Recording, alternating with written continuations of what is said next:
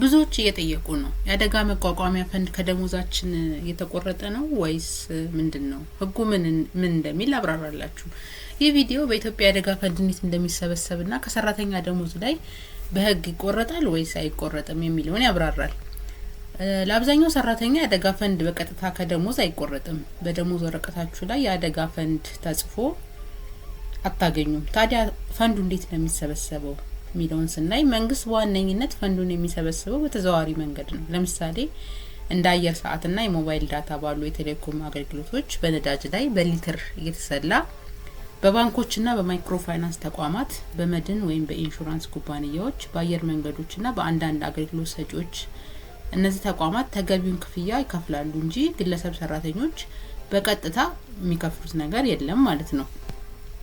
የመንግስት ሰራተኞችን ሲመለከታሉ የሚለው ስናይ ለሲቪል ሰርቫንት ሰራተኞች ከደሞዝ ሊቆረጥ የሚችለው በጽሁፍ የሰፈረ ህጋዊ መመሪያ ሲኖር፣ መመሪያው በገንዘብ ሚኒስቴር ወይም በሚኒስቴሮች ምክር ቤት ሲወጣ፣ መመሪያው ምን ያህል እንደሚቆረጥ፣ ለምን ያህል ጊዜ እንደሚቆረጥ እና በየትኛው ህግ መሰረት እንደሚቆረጥ፣ ይህ ከሌለ የደሞዝ ቅነሳ ማድረግ ህገ ወጥ ነው ማለት ነው። ስለዚህ ከደሞዝ ላይ የሚቆረጥ ነገር የለም ማለት ነው።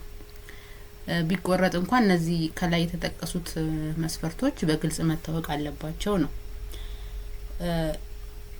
በአደጋ ስራ አመራር አዋጅ ቁጥር 1386/2017 ላይ መንግስት ለአደጋ መከላከል ሀብት ማሰባሰብ እንደሚችል ይገልጻል። ነገር ግን ህጉ በቀጥታ ከደሞዝ ይቆረጥ የሚል ነገር የለውም። እንዲሁም የመንግስት የፋይናንስ ህጎች እንደሚሉት ያለ ህጋዊ ፈቃድ ከላይ እንዳወራ ነው ማንኛውም ገንዘብ ከሰራተኛ ደሞዝ ላይ ሊቀነስ አይችልም ማለት ነው። በደሞዝ ወረቀታችን ላይ ማንኛውም ቅናሽ ካየን የመጠየቅ መብትም አለን ማለት ነው። የቅናሽ በየትኛው ህግ ነው የተፈቀደው? ጊዜያዊ ነው ወይስ ቋሚ? ኦዲት ይደረጋል ወይ? ተጠያቂነቱስ እንዴት ነው የሚሉትን ነገሮች የመጠየቅ መብት አለን ማለት ነው። በቀጥታ ከደሞዝ የሚቆረጥ ነገር የለም ከላይ እንደተነጋገር ነው። ይህ ሲባል ግን ቀጥታ የገባልን ወደ ባንክ አካውንታችን የገባ ብር ካለ ለምሳሌ የወር ደሞዛችን ቢገባ ከዛ ላይ ተቀንሶ ለፈንዱ ገቢ አይደረግም ማለት ነው።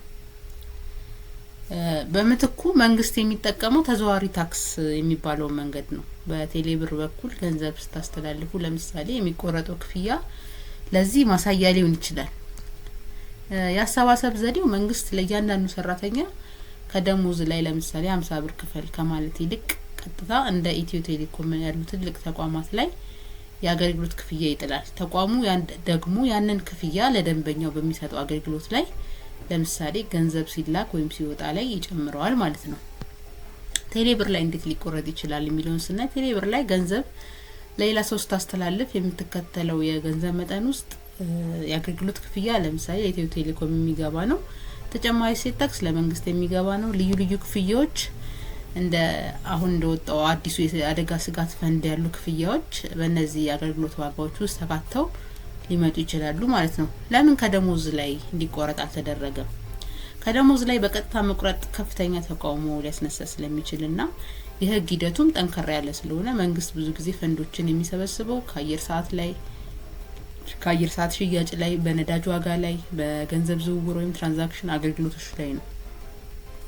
ስለዚህ ደሞዝ ባንክ ሲገባ ሳይነካ ቢቆይም ያንን ደሞዝ ግን በቴሌብር ስንልከው፣ ነዳጅ ስንቀዳበት ወይም ካርድ ሲሞላ በትንሹ በተዘዋዋሪ መንገድ ለፈንዱ አስተዋጽኦ እያደረግን ሊሆን ይችላል ማለት ነው። አሰራሩ በእያንዳንዱ እንቅስቃሴ ላይ ተመሰረተም ሊሆን ይችላል። ነገር ግን ይህ ማለት ለእያንዳንዱ ዝውውር የአደጋ ፈንድ ተብሎ ለብቻው ይቆረጣል ማለት አይደለም። እንዴት እንደሚሰራ እስቲ በዝርዝር እንየው። አንድ ሰው በቴሌብር ወይም በባንክ ገንዘብ ለሌላ ሰው ሲልክ የሚከፍለው የአገልግሎት ክፍያ አለ። መንግስት ለፈንዱ የሚሆን ገቢ ለመሰብሰብ ሲፈልግ ቀድሞ የአገልግሎት ክፍያው 5 ብር ከሆነ 1 ብር ለፈንዱ ተብሎ ተጨምሮ 6 ብር ሊሆን ይችላል ማለት ነው።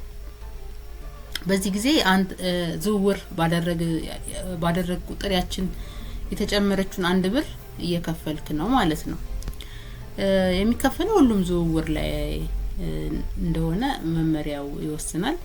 የተወሰኑ መመሪያዎች ከ100 እስከ 100 ብር በታች ለሆኑ ዝውውሮች ክፍያ ላይጥሉ ይችላሉ።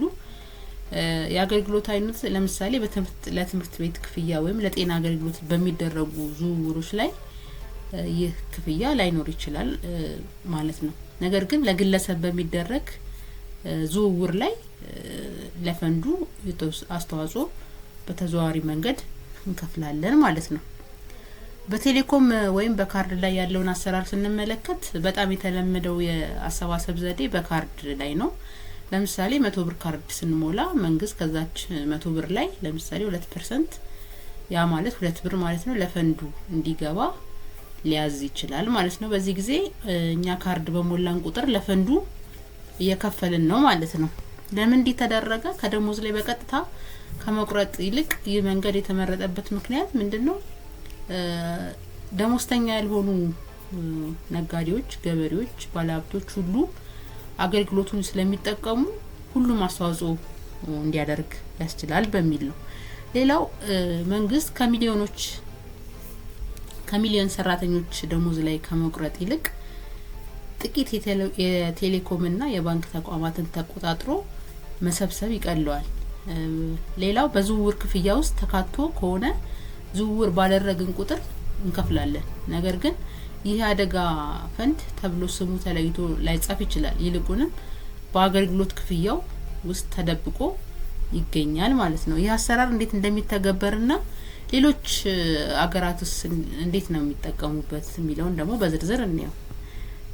በአዲሱ የአደጋ ስጋት ስራ አመራር አዋጅ መሰረት ፈንዱ የሚሰበስባቸው መንገዶች በዝርዝር ተቀምጧል። ዋናው ዓላማ ድንገተኛ አደጋ፣ ድርቅ፣ ጎርፍ ወይም ሌላ ሰው ሰራሽ አደጋ ሲከሰት መንግስት ዝግጁ የሆነ ገንዘብ እንዲኖረው ነው።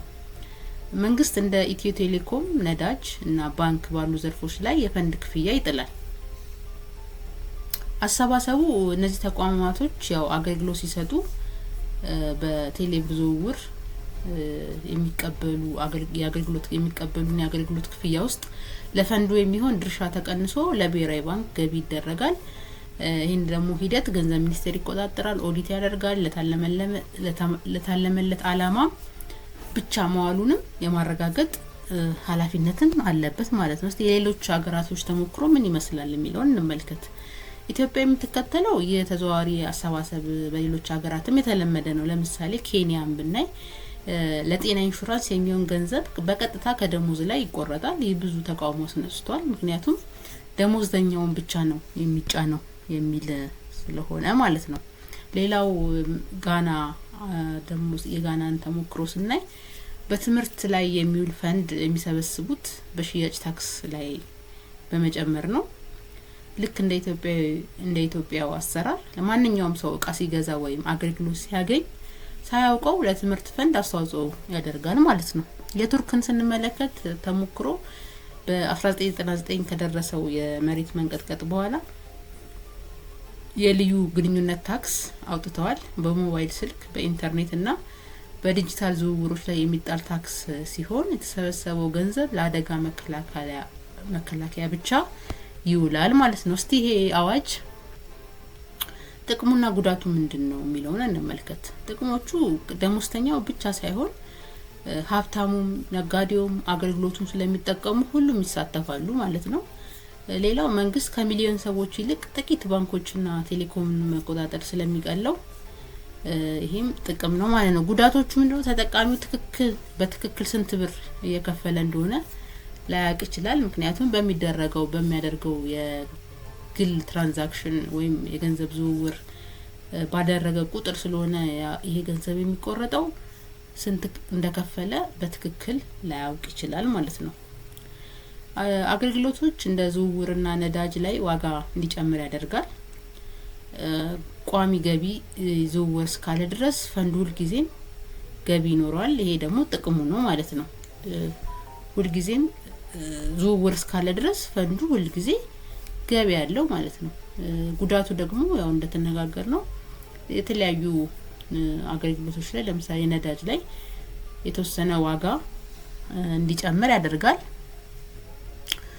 ስለዚህ ክፍያ ተዘዋዋሪ ቢሆንም ህጋዊ መሰረት ሊኖረው ይገባል። ባንኮች ወይም የቴሌብር አገልግሎት ክፍያ ሲጨምሩ ለአደጋ ፈንድ ነው ብሎ የማሳወቅም ግዴታ አለባቸው። ይህ ገንዘብ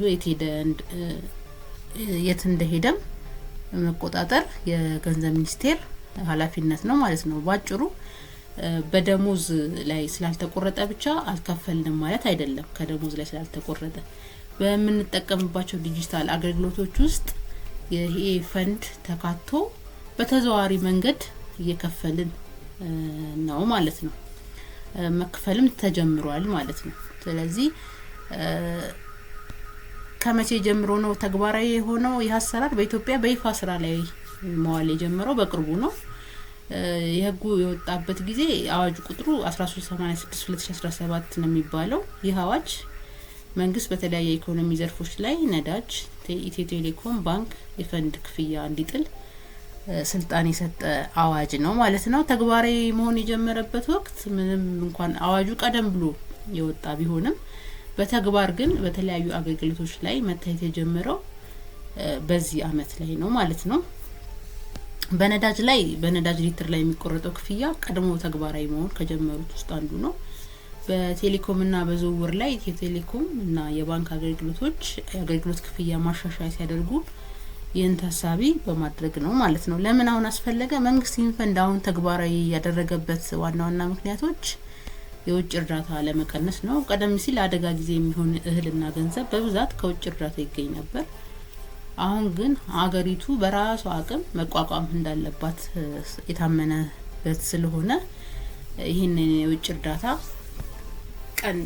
ለመቀነስ ነው ያስፈለገው ማለት ነው፣ ይህን ፈንድ ማሰባሰብ።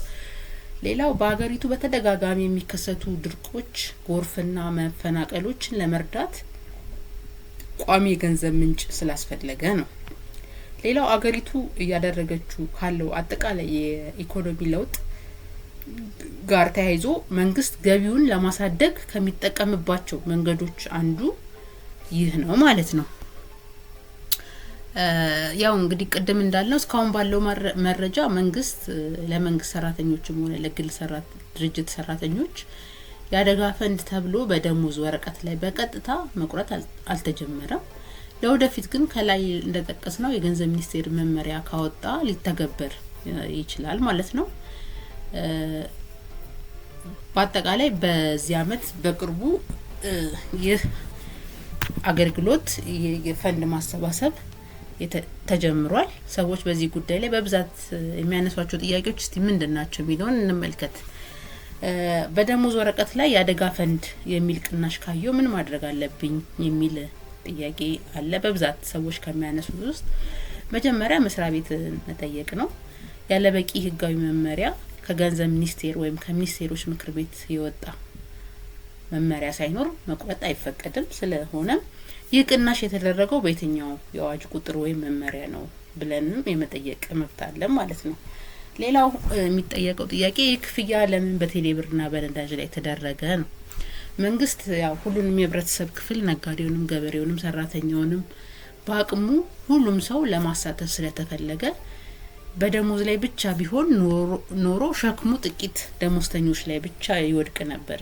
አሁን ግን አገልግሎቱን በተጠቀምን ቁጥር በትንሽ ሳንቲሞች የምናበረክተው አስተዋጽኦ